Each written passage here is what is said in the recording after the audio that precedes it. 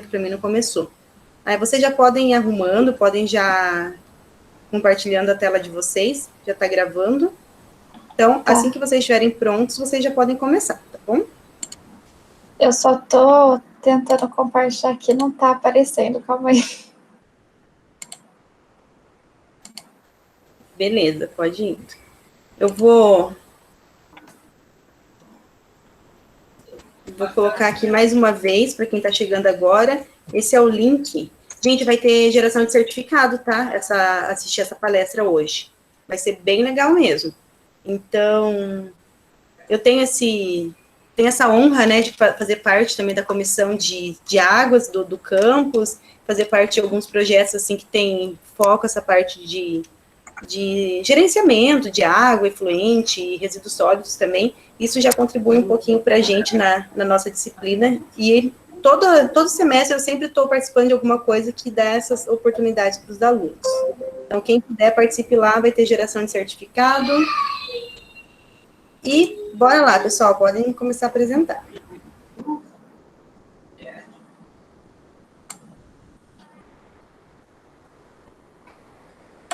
Tá apresentando? Ele não está no modo apresentação. Você já fez o modo apresentação? Não. Não? Tenta abrir ele inteiro para ver se ele vai...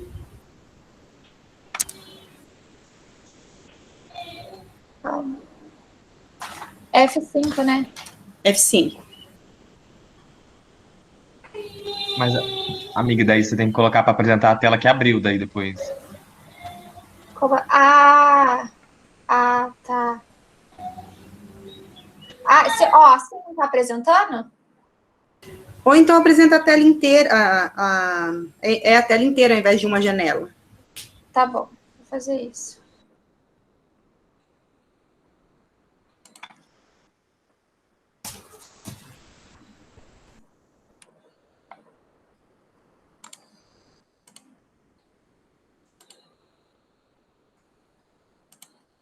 Ai, gente, desculpa, demora, porque esse PowerPoint tá deixando meu computador muito lerdo.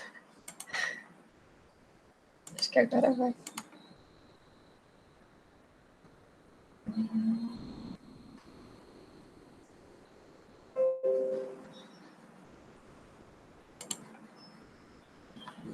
Agora tá, né? Tá, agora coloca no modo apresentação pra gente ver. Isso, agora sim, sucesso. Agora foi, amiga. Bom, então, o nosso estudo de caso é sobre produção de papel e celulose. E quem... Tem como ocultar isso daqui? Quem vai apresentar hoje sou eu, Ana Luísa, o Arão e a Isabela.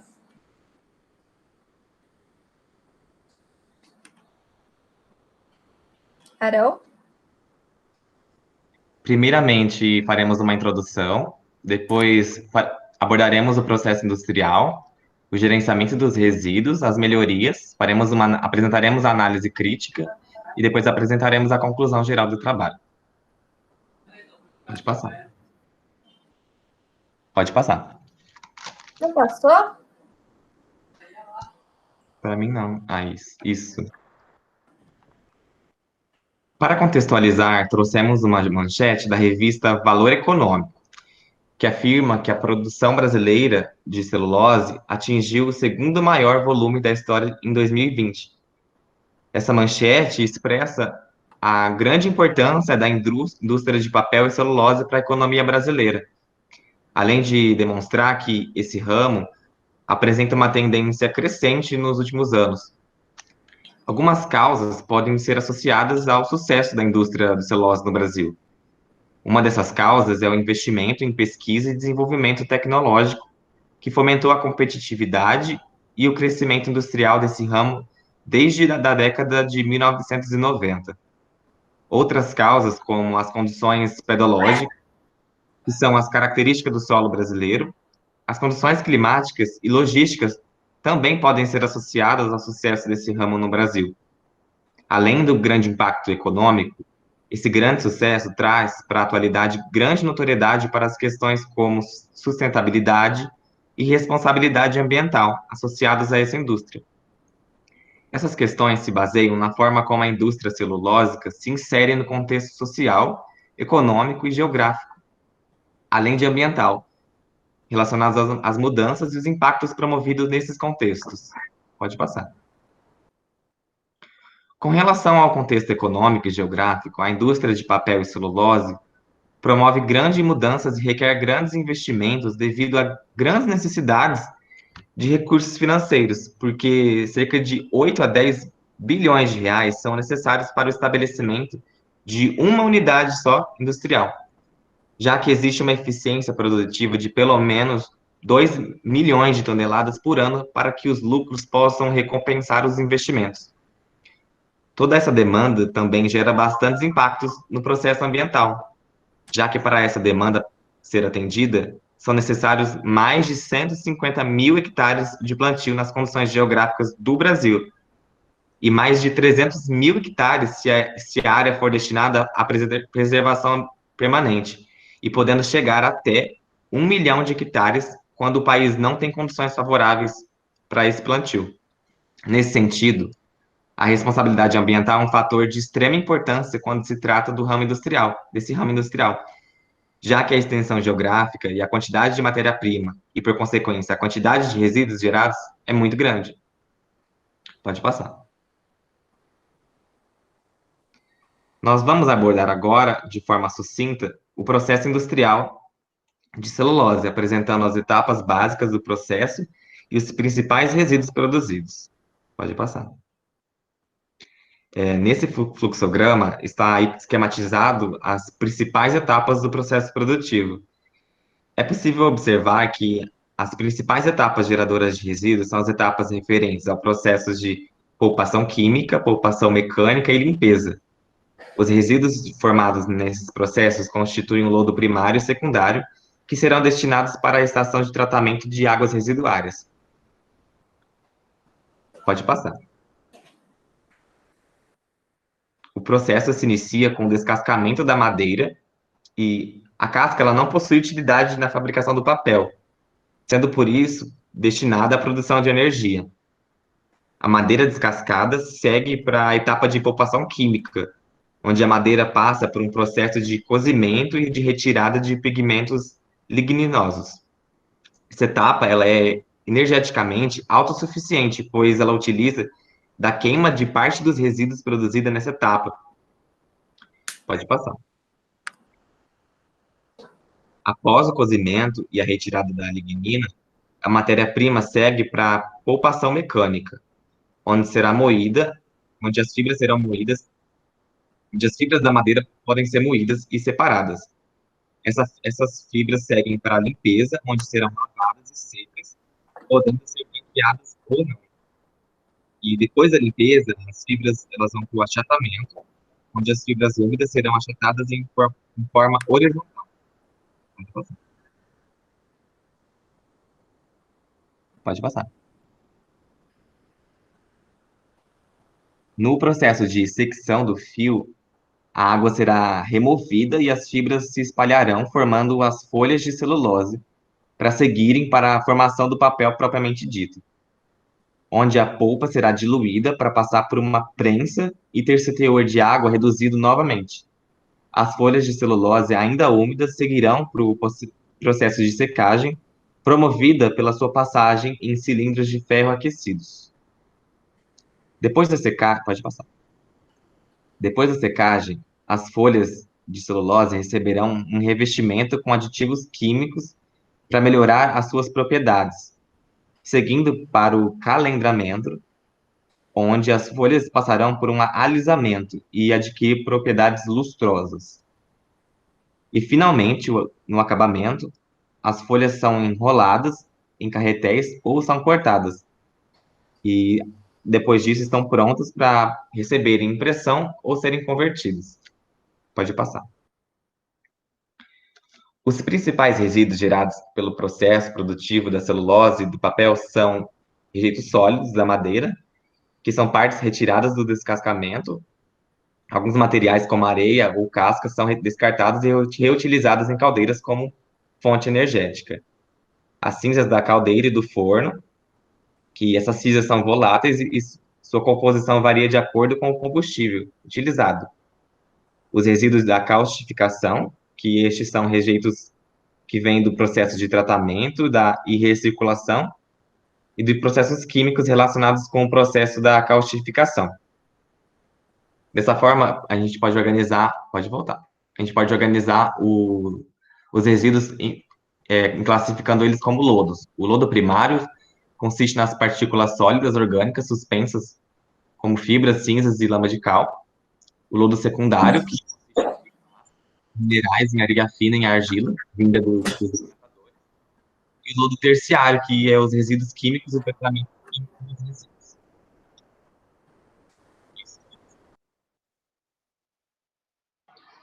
Eu vou falar sobre o gerenciamento dos resíduos, né? Sobre as etapas do processo. Pode passar. Nessa imagem dá para ver o fluxograma de tratamento de resíduos do processo de papel e celulose, e eu vou explicar os processos. Pode passar. A primeira etapa desse tratamento é o gradeamento, que é um processo que tira os sólidos grosseiros em suspensão e tira também os corpos flutuantes. O fluido com resíduos passa por caixas que têm grades, e essas caixas podem ser simples ou mecanizadas, nas quais esses sólidos ficam retidos.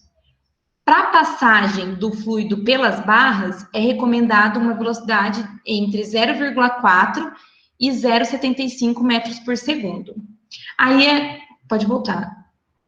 Aí aqui está só um esquema do gradeamento. Pode passar. A altura das lâminas depende da vazão, se essa vazão é mínima, média ou máxima. Esse Z é o rebaixo do medidor parcial, que é um rebaixamento que fica abaixo da soleira do vertedor de caixa de areia e tem como finalidade manter a velocidade constante. Esse rebaixo vai depender da altura e da vazão. A área útil é a área disponível para passagem do fluido e depende da vazão e da velocidade. E como foi dito anteriormente, a velocidade tem que estar entre 0,4 e 0,75 metros por segundo. A área total é todo o montante da grade e vai depender da área útil e da eficiência da grade. Já a eficiência da grade depende da abertura entre as barras e a largura total da passagem. Então, assim, os efluentes passam por uma etapa de remoção dos sólidos mais grosseiros, que é o gradeamento, né, que eu acabei de falar, e depois tem que fazer o ajuste do pH, que tem que estar entre 6 e 9 para fazer o tratamento. Também é necessário o ajuste da temperatura, porque se for alta, que é acima de 40 graus Celsius, pode ter alterações no tratamento biológico. Pode passar. Como eu falei antes, o pH tem que ser corrigido, né? E para isso tem que fazer a correção da acidez do meio, para que outras etapas sejam realizadas, como, por exemplo, o tratamento biológico. Como grande parte dos resíduos que vêm do processamento químico da celulose são alcalinos, como, por exemplo, a soda cáustica e sulfeto, o tratamento da acidez consiste na redução do potencial hidrogeniônico do meio. Quando tem que fazer a acidificação do meio, é necessário colocar sulfeto de ferro e hidróxido férrico e reduzir a alcalinidade simultaneamente por meio dos produtos de hidrólise do sulfato ferroso. Para um tanque de correção de alcalinidade com o uso do ácido sulfúrico, o volume vai depender do tempo de detenção e da vazão volumétrica. Pode passar. Já o volume vai depender da altura útil do tanque. A potência do agitador depende da viscosidade absoluta do líquido a 20 graus Celsius e do gradiente de velocidade. E esse gradiente de velocidade pode ser adotado em 1000 segundos a menos 1. Depois desse pré-tratamento, o que sobrou dos sólidos suspensos vai ser removido no tratamento primário, que daí é um decantador primário, cujo efluente resultante vai para um tratamento secundário. O lodo, que é gerado na decantação primária, é recolhido e vai para o processo de adensamento. Pode passar. Agora, na coagulação, o que acontece é a saída de colóides de suspensão em forma de sólidos agregados. E esses sólidos são dissolvidos em flocos maiores. Daí fica fácil a sedimentação por gravidade. E em seguida são removidos. Depois que os flocos são formados, eles podem ser separados da água por meio da decantação, flotação ou filtração. A coagulação vai iniciar quando adicionar o coagulante. E esse coagulante pode ser sulfato de alumínio ou cloreto férrico. Aí, quando adicionar o coagulante no efluente, a coagulação dura cerca de segundos. E essa coagulação depende de vários fatores, como, por exemplo, o pH, a temperatura, quantidade de impurezas do meio líquido, entre outros. O sistema de mistura rápida é muito importante nessa etapa, porque vai dispersar rapidamente o coagulante por todo o meio líquido. Essa mistura pode ser feita por misturadores mecânicos ou por misturadores hidráulicos. Quando for um misturador mecânico, o tempo de detenção tem que estar entre 0,5 e 1,5 minutos. E o gradiente de velocidade deve estar entre 800 e 1.500 segundos a menos 1. O formato do tanque tem que ser prismático, de seção transversal quadrada. A potência do agitador, assim como eu falei na correção do pH, vai depender da viscosidade absoluta do líquido a 20 graus Celsius e do gradiente de velocidade, que pode ser adotado em 1.000 segundos a menos 1. O misturador hidráulico, ele é muito utilizado em estações de tratamento de água para abastecimento público. Pode ser uma calha parcial. Para ter um gradiente de velocidade igual ou acima de 1.000 segundos a menos 1, as condições de mistura têm que ocorrer quando o funcionamento é com descarga livre. Nesse caso, a perda de carga é igual ou maior que 25 centímetros. E a velocidade na garganta é em torno de 2 metros por segundo. Pode passar. Depois da coagulação no tanque de mistura rápida, o efluente vai passar para uma unidade de mistura lenta. Daí, nessa unidade, o gradiente de velocidade tem que estar entre 20 e 80 segundos a menos 1, para formar partículas maiores. Essas partículas são formadas por meio dos coágulos e são chamadas de flocos. Para ter uma boa formação de flocos grandes e com densidade para uma boa sedimentação, o tempo de agitação tem que ser em torno de 30 minutos. E uma formação de bons flocos é quando se usa uma dosagem de coagulante adequada. Pode voltar, amiga. Assim como na coagulação, a floculação pode ser mecânica ou hidráulica.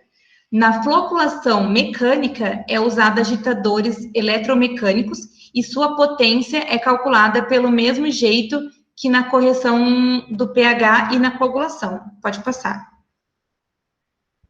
O formato do tanque tem que ser prismático, com seção horizontal quadrada, assim como eu falei na coagulação. Na floculação hidráulica, a energia de agitação é obtida com o uso de chicanas.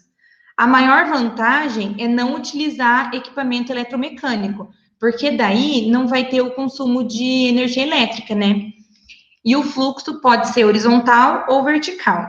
O gradiente de velocidade, nesse caso, depende do peso específico do líquido, da perda de carga, da viscosidade do líquido e do tempo de detenção.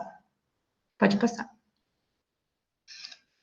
Na decantação, o efluente é separado em duas fases. A fase decantada e a fase clarificada.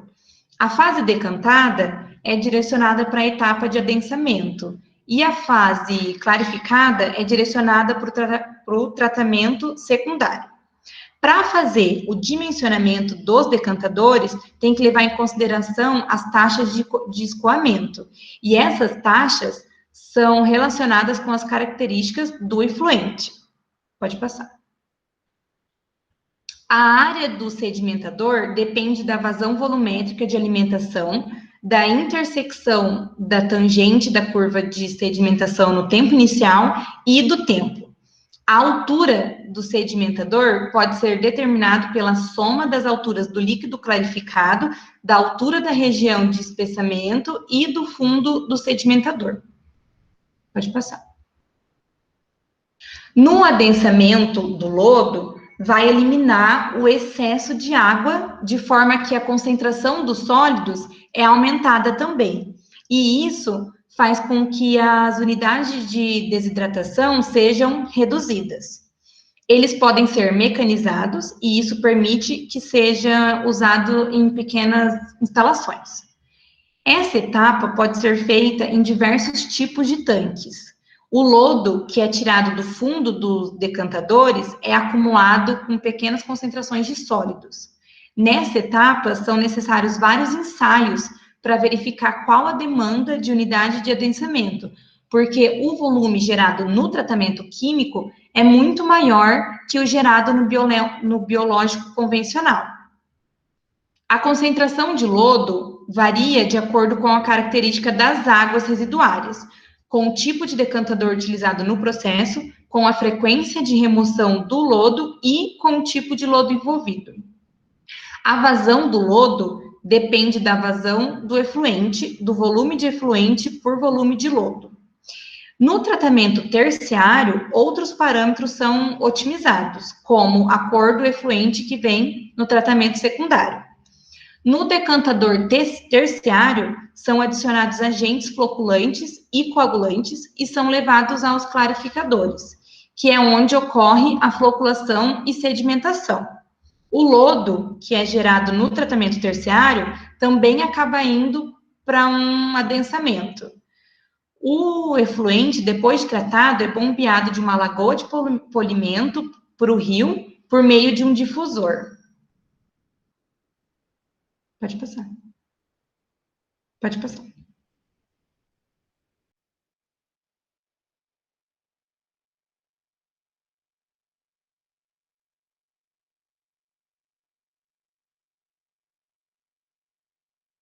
Oi, alguém tentando falar? Eu acho que a Ana tá falando, mas ela tá mutada. Ah, eu acho que eu tinha mutado ela porque ela tava com o microfone aberto. Deixa eu ver. Ela tá mutada. Aí, Aí agora. tirei. É que ela tava com o microfone aberto, tava fazendo barulho na apresentação. Então tá, já desmutei. Ixi.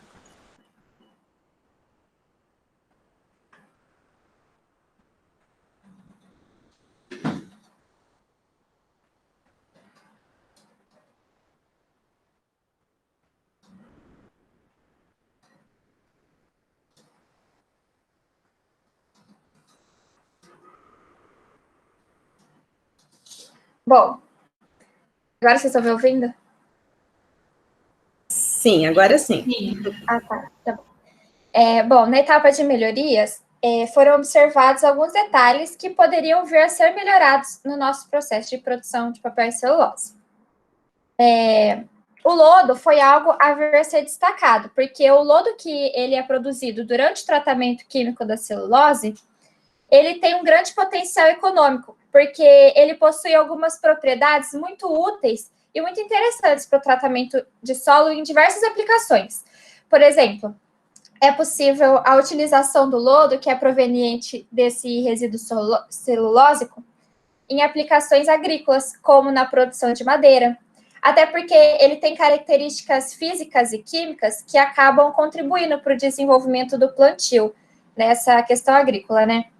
Então, e também o lodo na indústria de papel e celulose, ele tem grande potencial para o reaproveitamento na indústria de materiais para construção civil, por exemplo, porque esse resíduo, ele pode ser empregado na fabricação de tijolos, de fibrocimentos, telhas, placas de forno industrial e outros materiais dessa indústria. E também existem diversas alternativas que acabam possibilitando esse tratamento adequado do lodo para essa finalidade. Mas para que acabem sendo implementadas essas medidas, ia ser necessário acabar analisando o valor de mercado conforme a demanda.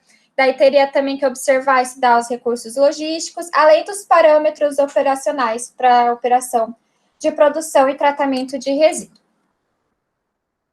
Depois, na aplicação da economia circular.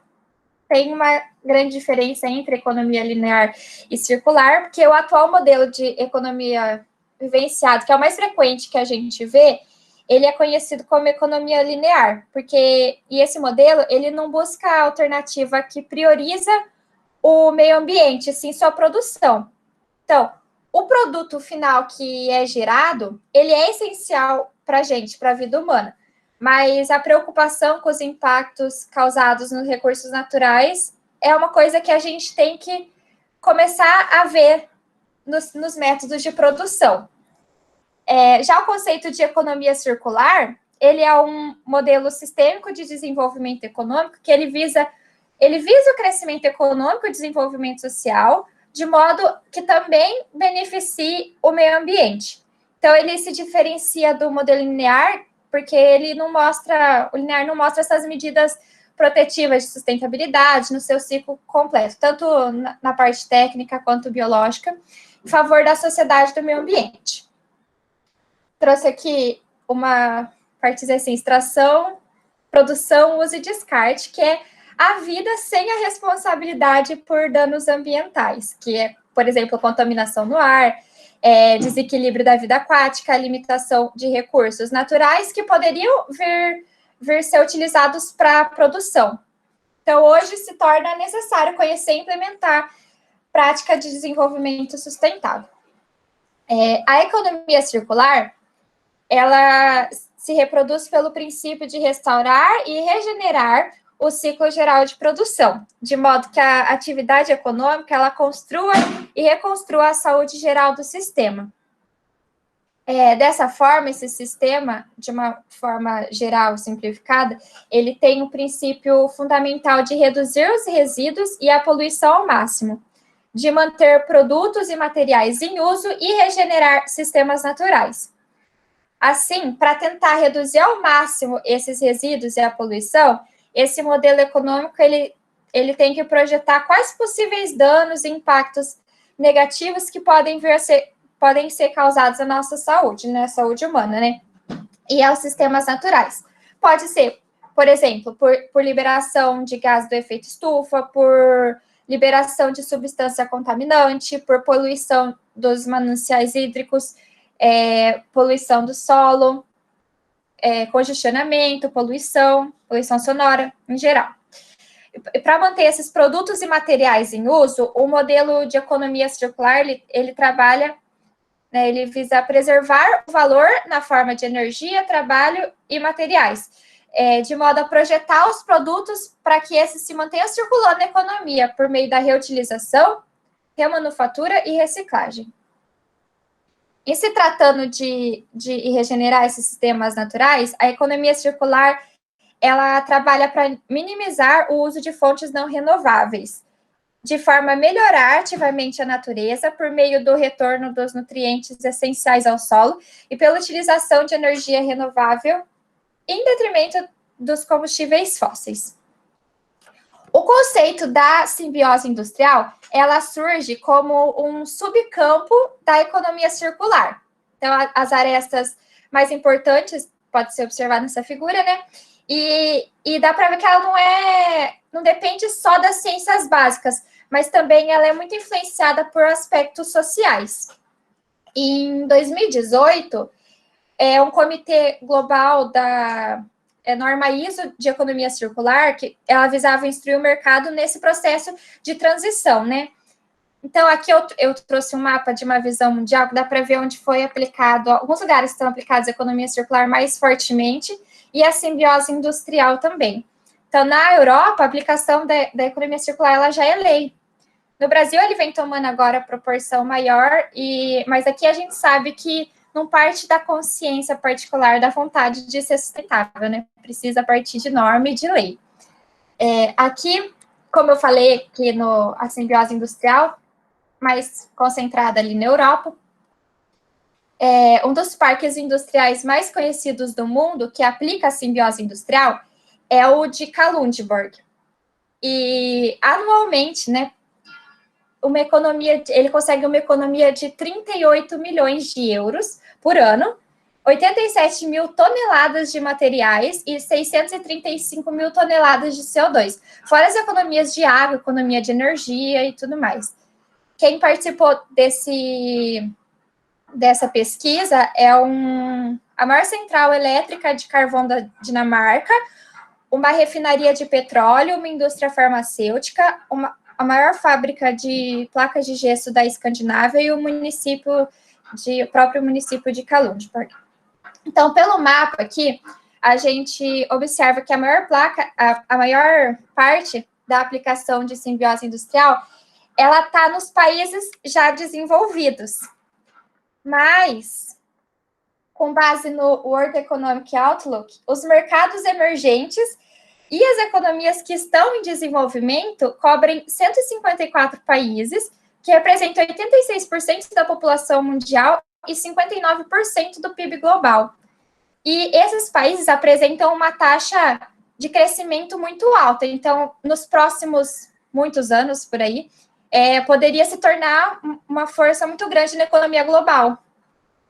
Isso é um problema, porque esse crescimento, ele traz um desafio associado que toda economia vai enfrentar no futuro, né? Então, é esperado que a demanda global por produtos e serviços aumente conforme aumente a população global. E isso vai trazer também uma maior demanda por recursos naturais que já estão limitados e uma mudança na forma de como as coisas são produzidas e consumidas, né? Isso que eu falei foi baseado na British Standard, e segundo essa mesma BS, uma solução para esse problema é a aplicação de um sistema econômico que seria capaz de prosperar a longo prazo, que propõe a economia circular. E os principais impulsionadores dessa transição teriam de ser as organizações. Isso ia trazer benefício tanto global, né, como eu já falei, como também para as próprias empresas, porque poderia propor redução de custo, novas fontes de inovação e até mesmo um relacionamento melhor com os consumidores, né?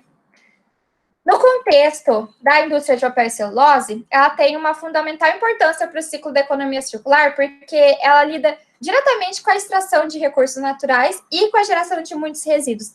Então, é fundamental que as indústrias desse ramo, elas se atentem para a regeneração do ciclo de uma forma a devolver ao meio ambiente os recursos extraídos por meio do tratamento dos resíduos formados e posterior reciclagem desses, como os tratamentos que já foram citados no tópico anterior. Então, a gente pode observar a extrema importância do gerenciamento dos resíduos gerados em cada processo da produção de papel e celulose, porque o não tratamento adequado dos efluentes, ele pode causar muitos malefícios para todas as partes que estão envolvidas, né?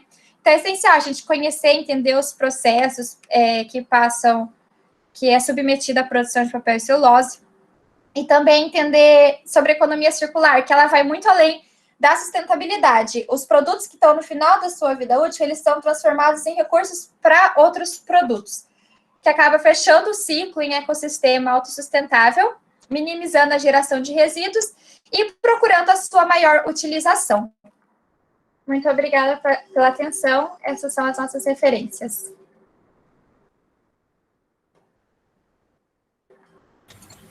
Ok, muito obrigada, pessoal, pela apresentação de vocês. Antes de eu ver se alguém tem alguma pergunta, algum comentário, primeiro eu quero... Vou abrir minha câmerazinha aqui para vocês. Primeiro eu quero parabenizar vocês pelo trabalho. O trabalho ele tá muito bem feito. Os slides estão maravilhosos, adorei os slides. Vocês fizeram no PowerPoint mesmo? Vocês mandaram o arquivo do PowerPoint, né? Fizeram lá mesmo? Foi? Então, Fala aí, Arão. Foi no PowerPoint mesmo. Foi no PowerPoint, nossa, gente, tá muito bonito mesmo. Eu não tinha visto os slides antes, eu fui acompanhando vocês falando pelos slides que vocês mandaram, né? Ficou muito bom mesmo, vocês falam muito bem. Pelo que vocês falaram, deu para ver que o objetivo que eu tinha com esse trabalho para vocês, né, para nossa disciplina, foi alcançado, que vocês entenderam tanto, porque para entenderem da geração de resíduos, tem que entender do processo, né, de onde está saindo esses resíduos. Vocês mostraram que vocês conseguiram entender, nem de forma macroscópica, o processo, e de onde sai cada resíduo e a destinação, e aplicaram aí a economia circular, entenderam o X da questão da economia circular. Então, vocês estão realmente parabéns.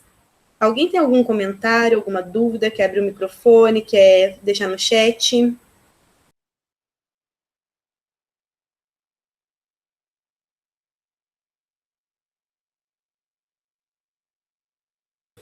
Nada a falar? Tudo certo?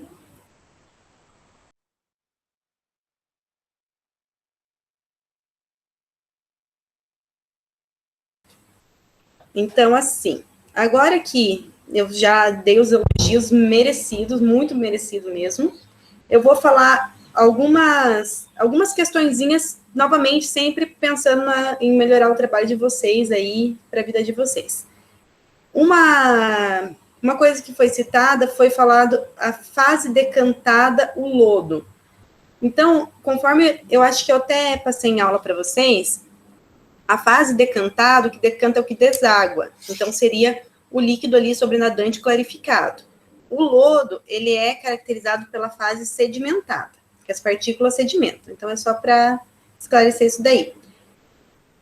Aí tiveram alguns errinhos, provavelmente não é de português, é mais de digitação mesmo, tá? Que eu tenho certeza que é de digitação, que foi... uma palavra vazão está escrita com S, eu vi que outras vocês escreveram com Z, por isso que eu digo que foi digitação mesmo.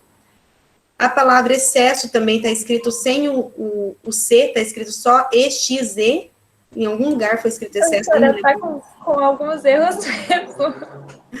A gente viu depois. Não tem problema. E nem precisa me mandar de volta, é só porque eu estou falando isso para vocês, quem sabe se vocês arrumarem, a gente nunca sabe o que vem aí pela frente na vida, né? Então, vai que algum dia vocês precisam utilizar esses slides para alguma coisa, ou parte deles, e se vocês talvez não arrumarem agora para vocês mesmo, isso daí pode passar batido mais para frente. Então, está escrito volume do lodo. Em um lugar que está escrito volume do lodo, ao invés de L, está I minúsculo. I minúsculo, está escrito iodo. Então, só para arrumar isso também. E eu gostei muito, mais um elogio aqui que eu anotei, né? Eu gostei muito do mapa que vocês trouxeram ali da aplicação da economia circular e da simbiose industrial. Até peço permissão de vocês para utilizar também nas minhas próximas aulas. Pode utilizar, professora. Então, tá bom. Obrigada. Gente, se ninguém tiver nenhum comentário, alguém tem algum comentário, pode abrir aí o microfone ou colocar no chat. Nada a declarar?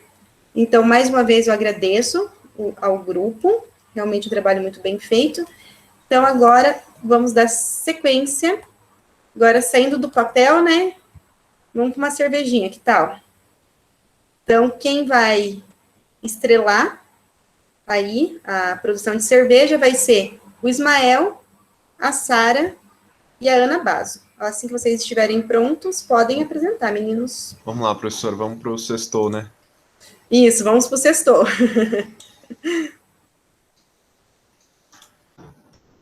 Vocês estão vendo o PowerPoint?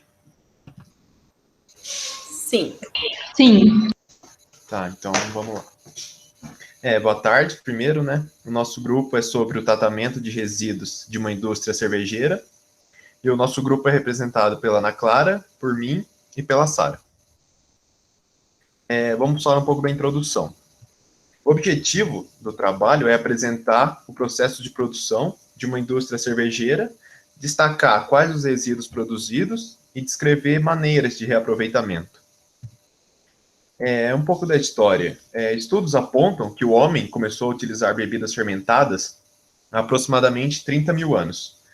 Ainda indicam que a produção da cerveja teve seu início por volta de 8.000 a.C. Esta bebida foi desenvolvida paralelamente aos processos de fermentação de cereais. Na antiguidade, difundiu-se lado a lado com as culturas de milho, centeio e cevada. Já na Idade Média, nos séculos XIII, os cervejeiros germânicos foram os primeiros a empregar o lúpulo na cerveja, conferindo aquela característica básica da bebida atual. A cerveja, então, chegou ao Brasil em 1808, trazida pela família real portuguesa, de mudança para o Brasil e então Brasil Colônia. Com a abertura dos portos às nações amigas de Portugal, a Inglaterra foi a primeira a introduzir a cerveja na antiga colônia. As cervejas, elas são classificadas em ales e lagers, e o que difere é a fermentação, a sua coloração, que pode ser clara ou escura, e o seu teor alcoólico. Como, por exemplo, uma batata. A frita seria um estilo, a assada outro, e por aí vai. Mas, no final das contas, são todas batatas, e em cada uma delas tem alguns elementos do processo de preparo que são diferenciados entre si. A Ambev garante que, apesar da grande variedade de estilos, toda cerveja é formada por 85% a 95% de água, aí cereais, lúpulo e levedura. Como a cerveja é formada principalmente por ingredientes orgânicos, os resíduos que uma indústria cervejeira produz podem ser reaproveitados de diversas formas. Os resíduos coletados em indústrias cervejeiras geralmente possuem elevados teores de fibras e proteínas, características muito interessantes para começarem a serem utilizados na produção de novos alimentos. O reaproveitamento dos resíduos gerados nas indústrias é uma alternativa atraente para os produtos panificáveis, visto que os resíduos podem ser transformados em uma farinha muito rica em fibras. Aí aqui nós temos uma imagem de um pão feito com o bagaço do malte. Tratar corretamente os resíduos de uma indústria cervejeira é essencial para a segurança e a manutenção de um ambiente limpo. E esta importância se evidencia ainda mais quando consideramos que o processo de fabricação da bebida utiliza a água como matéria-prima. E aqui nós temos um exemplo de desinfecção por ozônio. Dessa forma, nós partimos da hipótese de que o resultado desse estudo possa servir de subsídios para promover a diminuição de resíduos e desperdícios, assim contribuir de forma mais efetiva com a preservação do planeta. Bom, agora eu vou falar um pouquinho sobre como é produzida essa bebida. A primeira etapa do processo é a recepção do grão de malte. Só que esse grão, ele não chega sozinho, né? Ele chega acompanhado de diversas impurezas, que podem ser separadas através do gradeamento, que vai separar os sólidos mais grosseiros, e a caixa de areia, que vai separar a areia presente. E aí, com o grão sozinho já, o grão de interesse, é feita a moagem dele. Só que a moagem parece algo simples, porém ela deve ser feita de modo que as cascas do grão fiquem inteiras, porque elas vão ser usadas mais para frente em outra etapa, e os grãos fiquem trincados, porque daí, dessa maneira, é facilitado para as enzimas atingirem o amido presente nele. E também, com ele trincado, aumenta a solubilidade do grão na etapa de braçagem.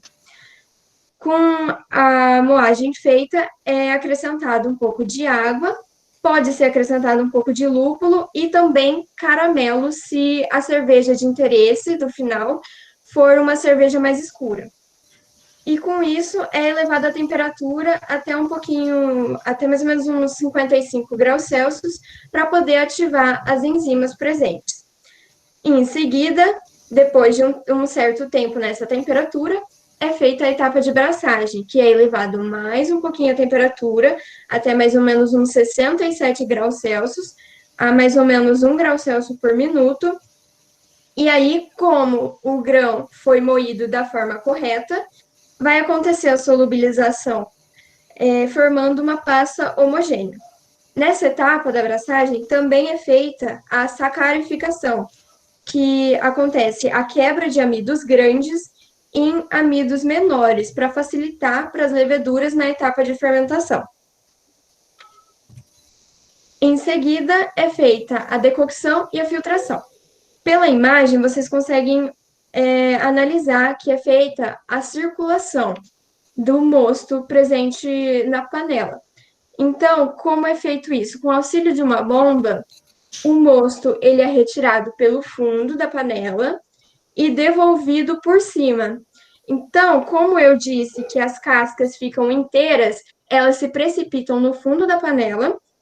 Então, quando o mosto é retirado pela bomba, ele passa pelas cascas e é meio que feito como se fosse uma filtração, né? Isso já contribui para a clarificação do mosto.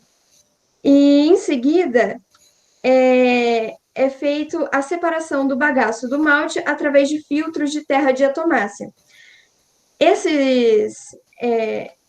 Além disso, além do bagaço de malte, vão ter mais algumas impurezas ali que podem ser retiradas através da coagulação e da floculação, porque isso vai deixar, que são partículas de suspensão fina, e com esses dois processos de coagulação e floculação, elas se tornam partículas maiores e conseguem ser retiradas juntas. E, em seguida, é feita a fervura. A fervura é dividida em duas etapas. A primeira etapa é feita a esterilização e vai reduzir um pouco do mosto, né? Então, concentra ele. E, em seguida, é feita a etapa de adição de lúpulo, pode ser feito a adição de lúpulo de amargor, que vai amargar um pouco a cerveja através da liberação de um ácido, e pode ser adicionado lúpulo de aroma, que vai dar o aroma que for desejado. Pode ser adicionado frutas, temperos, o que a pessoa quiser, né? E em seguida é feito o resfriamento. O resfriamento, ele é uma preparação para a fermentação. Porque se a levedura for inserida a uma temperatura muito alta, ela vai morrer. Então, ela não vai ser feita a fermentação. Então, é necessário que a temperatura seja reduzida. Eu coloquei que é reduzida de 100 graus Celsius para 10, mas essa temperatura final pode variar de acordo com a levedura que for utilizada. E esse resfriamento ele deve ser feito o mais rápido possível, porque quanto mais tempo o mosto fica exposto ao resfriamento, mais é provável que surjam sabores indesejáveis na cerveja. Então, isso é feito com o auxílio de trocadores de calor. Em seguida, é feito o preparo do inóculo, que é o preparo da levedura que vai ser inserida na fermentação. Isso é feito em dois ambientes diferentes. A primeira etapa é feita no laboratório, que é como nós aprendemos lá em bioengenharia, que uma cultura pura ela é colocada num meio nutriente, que seja propício para fazer a multiplicação dos micro-organismos, né? E com isso feito, a gente é seguido para a etapa industrial, que é feita a hidratação da levedura e pode ser feita também a ativação dela com um pouquinho de amidos fermentáveis. Então, se for inserido um pouquinho de amidos fermentáveis, antes da levedura ser inserida no tanque de fermentação, ela já está fazendo a conversão de glicose em álcool. E, então, em seguida, ela é inserida no tanque de fermentação e é dado início à etapa de fermentação, né? É feito o controle da temperatura, de acordo com o tipo de levedura que for utilizado, e é feito também o controle do tempo, de acordo também com o tipo de cerveja que vai ser produzido, né? Porque algumas cervejas são de alta fermentação e outras de baixa fermentação. E com isso é feita a conversão do mosto doce em cerveja. É feito a adição de oxigênio também para fermentação, e pode ser adicionado um pouco mais ainda de lúpulo de amargor, se for desejado uma cerveja um pouquinho mais amarga. Em seguida é feita a matação, onde é retirada a lama de levedura do fundo, porque a hora que acabar de fazer a fermentação, as leveduras vão se direcionar ao fundo do tanque e devem ser retiradas. Com isso, é adicionado também um pouquinho de antioxidantes, porque na etapa anterior foi adicionado oxigênio, né, para contribuir para a fermentação. Então, se tiver algum oxigênio residual, o antioxidante, ele é inativado. E a cerveja vai descansar mais um pouquinho. Com essa equação, é possível determinar a porcentagem alcoólica que a cerveja vai ter no final do processo. Com isso, ela é determinada usando a gravidade inicial e a gravidade final, que são determinadas pela medição da densidade da cerveja. E indo para o final do processo, é feito o acabamento, onde ocorre a clarificação da cerveja através de filtros de placa, filtro de terra diatomácea, é inserido dióxido de carbono para fazer a carbonatação da cerveja e ela vai descansar mais um pouco. E depois, mais tarde, é feita a adição de açúcar ou mel, que vai proporcionar a espuma na cerveja, e elas são enlatadas ou engarrafadas em latas e garrafas pasteurizadas. É importante também falar que todo resíduo líquido que foi gerado durante o processo, ele passa por um tanque de equalização que vai melhorar a sua qualidade. E esse resíduo líquido, o Ismael vai falar um pouquinho para vocês agora. Agora vamos falar um pouco sobre o gerenciamento desses resíduos. O descarte dos efluentes gerados na indústria podem ser feitos diretamente na rede pública coletora, mas para que isso aconteça, é necessário que ela siga algumas normas de tratamento prévio. Aqui do lado nós temos alguns parâmetros, como o DBO, que é a quantidade de oxigênio necessária para fornecer as bactérias aeróbicas consumirem a matéria orgânica. E temos também o DQO, que é bem importante, que é a quantidade de oxigênio necessária para a oxidação da matéria orgânica através de um agente químico. Esses valores dessas tabelas foram fornecidos pela SAMAI de Biporã. E as empresas que desejam fazer o descarte devem seguir esses parâmetros e apresentarem um laudo analítico de um laboratório credenciado. Então, aqui nós temos os óleos e graxas e as quantidades em miligramas por litro. Então, a empresa que quiser fazer o descarte na rede, ela tem que contratar um laboratório de fora, não pode ser o próprio laboratório da empresa, e apresentar a cada 6 meses esse laudo para a empresa que trata o esgoto e a água.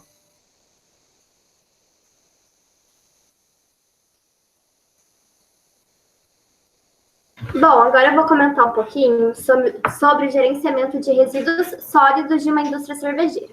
Bom, a indústria cervejeira, ela produz em grandes escalas para atender o mercado consumidor, gerando assim grandes volumes de resíduos. A destinação inadequada dos resíduos industriais é responsável pelas agressões ao meio ambiente, podendo impactar negativamente os recursos naturais, contaminando assim os lençóis freáticos, solos, rios e a atmosfera. Apesar dos avanços tecnológicos, a geração de resíduos do processo de fabricação de cerveja é dificilmente reduzida. Estes resíduos são responsáveis pela perda de aproximadamente 20 litros a cada 100 litros de água que uma cervejaria utiliza no processo, principalmente pelo elevado teor de umidade na sua composição, entre 80% e 90%, promovendo assim grande arraste de mosto e perda de extrato, a depender da fase em que o resíduo é retirado, o que acarreta a geração de significativas quantidades de efluentes. Os resíduos líquidos, mostos e sólido, bagaço de malte, são gerados na primeira etapa do processo de fabricação da cerveja, a braçagem. O bagaço de malte é o resíduo sólido de maior quantidade gerado no processo cervejeiro, cerca de 85% do total de produção. Pode passar? A tabela 1 ao lado mostra os principais resíduos gerados em uma cervejeira e sua respectiva classe segundo a NBR 10.004 da ABNT, que é responsável por determinar a classificação dos resíduos. Então, os resíduos classe 1 são os resíduos que apresentam certa toxicidade, patogenidade, corrosividade e é um resíduo caracterizado como perigoso. Já a classe 2, por sua vez, elas não apresentam peculiaridade. Porém, assim como qualquer outro lixo que seja produzido, deve ser manejado e descartado de maneira correta. E a classe 3 seria os materiais recicláveis. Então, do ladinho eu coloquei o efluente industrial e sua respectiva classificação. Pode. Isso. Aqui nós listamos os principais resíduos gerados nas indústrias cervejeiras. Então, o primeiro seria o bagaço de malte, que ele é gerado na primeira etapa do processo, como eu comentei anteriormente, a pressagem. Depois seria o pó e palha, que são resíduos gerados no processo de moagem do malto. O fermento, que é proveniente de adegas do processo de fermentação e maturação. Papelão, que são caixas de materiais que são utilizados na empresa, na indústria. Os plásticos, embalagens de proteção plástica, que envolve a cerveja. A madeira, provenientes de pallets danificados. As bombanas, oriundas de produtos químicos. Garrafas de vidros, que seriam as garrafas com não conformes, garrafas irregulares. Garrafas irregulares. O engradado, que seriam engradados com defeitos. A borra de rótulo, que são os rótulos das garrafas de vidro. Classe 1, que são produtos químicos. E os resíduos orgânicos, que são gerados nos refeitórios, enfim. Agora, eu vou comentar um pouquinho sobre as principais destinações para esses resíduos. Então, o bagaço de malte, ele pode ser vendido para as indústrias de ração animal e também eles são destinados também para a fabricação de pães ou produtos panificáveis. Tem o fermento, que é vendido para a indústria de ração animal. Papelão, que pode ser vendido para empresas que realizam reciclagem de madeira ou até mesmo empresas de decoração. Plástico, vendido para empresas que utilizam como matéria-prima para a confecção de novos produtos. Madeira, vendido para empresas especializadas em reciclagem de madeira. Bombanas, vendido para empresas que realizam desinfecção e podem usar, a empresa pode usar novamente essa bombana. A garrafa de vidro, que elas passam por um processo de restauração e aí elas retornam para ser utilizada novamente. O engradado, que eles podem ser vendidos para empresas de plástico e esse plástico eles utilizam para matéria-prima para fazer eletromecânicos. E a borra de rótulo, que é vendido para indústrias de papéis higiênicos, que utilizam para fazer aquele rolinho do papel higiênico mesmo. Os resíduos de classe 1, que são os resíduos gerados em ambulatórios, enfim, são destinados para incineração. Os orgânicos, vendidos para a empresa de compostagem. E os não recicláveis para aterro sanitário. Vou comentar um pouco agora sobre a economia circular. A economia circular, os processos realizados para a destinação correta de resíduos fazem parte da economia circular. A economia circular é um conceito estratégico que se baseia na redução, reutilização, recuperação e reciclagem de materiais e de energia. Esse tipo de economia é o oposto do modelo linear de extração, transformação, consumo e descarte que nós estamos acostumados, né, que gera desequilíbrios ambientais, sociais e econômicos. O circular ele se apresenta como um modelo regenerativo e restaurativo, que tem como objetivo principal manter produtos, componentes e materiais em seu mais alto nível de valor e utilidade. Em Londrina, é possível observar várias empresas que prezam pela economia circular. Um exemplo delas é a Reciclagem Bom Jesus, que ela é especializada em reciclagem de madeira. A Dercipel, especializada em aparelhos de papelão. A Granulon, que recicla engradados de cerveja. E um exemplo bem legal é a locomotiva Burger Shop, que ela é especializada em cerveja artesanal e utiliza o bagaço de malte gerado no processo para a fabricação dos pães de seus lanches. Aqui eu só coloquei uma foto do hambúrguer de lá. Podem reparar que o pão em si ele é um pouquinho mais escuro do que os pães convencionais que a gente está acostumado a ver. E aqui tem uma propaganda. Na verdade, não é uma propaganda, é uma reportagem que a cerveja Sol ela é produzida com energia solar no Brasil.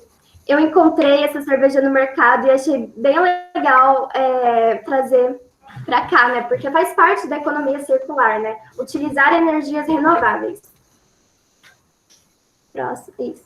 E também a Heineken usa energia verde, né?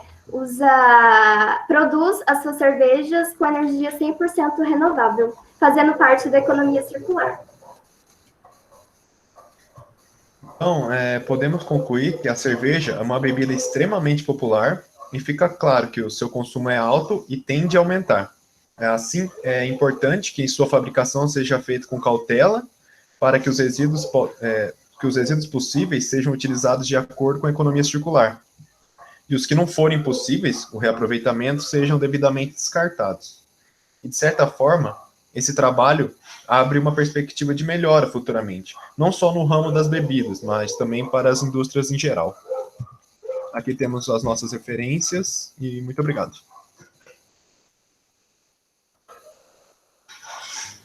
Muito bem, pessoal. Parabéns pelo trabalho de vocês. Também gostei muito dos slides. Estou só pensando aqui em encontrar a cerveja Sol no mercado. Beberam muito para fazer esse trabalho aí? Queria, viu, pronto. Mas infelizmente não. Ai, ai. Gostei muito do trabalho de vocês também, os slides, a parte escrita também tá muito boa, muito bem elaborado. Também percebi que vocês entenderam aí o X da questão.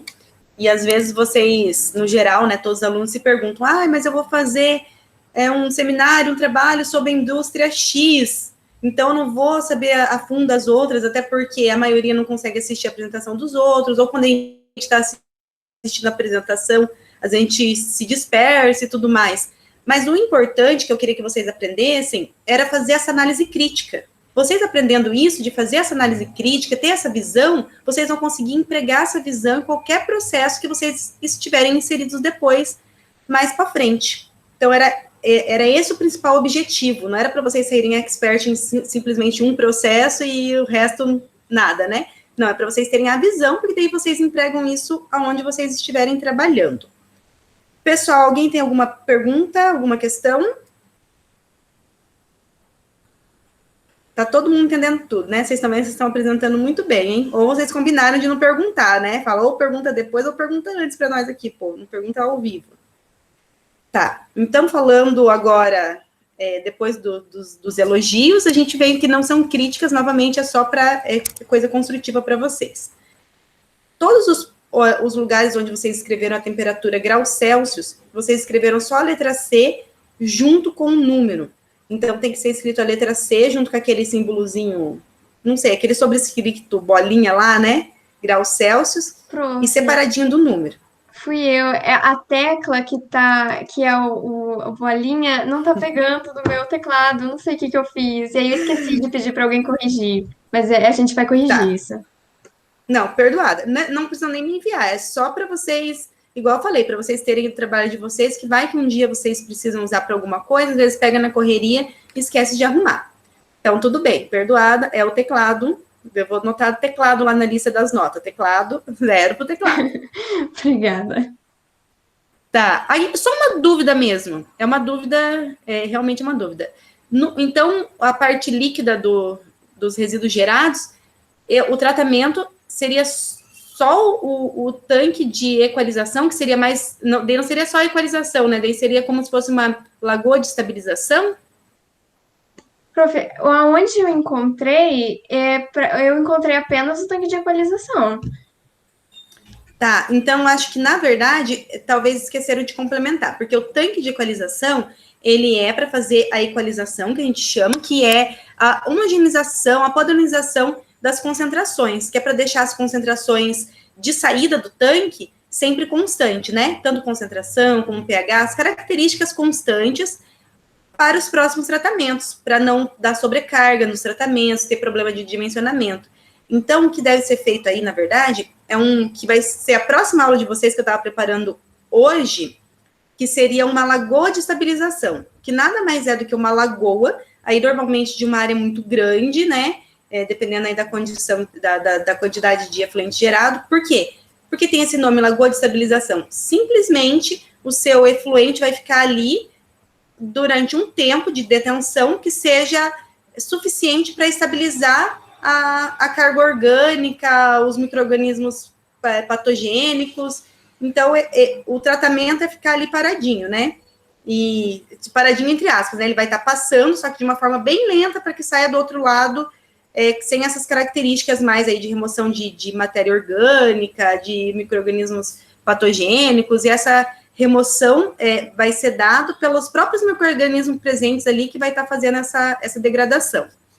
Então, eu acho que seria isso. E uma outra questão também, gente, agora é verdade, pode ser uma ignorância minha mesmo, tá? Uma falta de conhecimento minha. Porque dentro das classificações dos resíduos, eu conheço só a classe 1 e a classe 2, que seria 2A e 2B. Aí vocês colocaram classe 3, aí eu desconheço. Então, professora, eu também só sabia da parte da classe 1, classe 2, que é dividida em classe A e classe B, né? 2A, 2B. Só que eu encontrei no artigo a 3, que seria relacionada à reciclagem, só que eu só encontrei no artigo, e foi o artigo que eu encontrei essa tabela.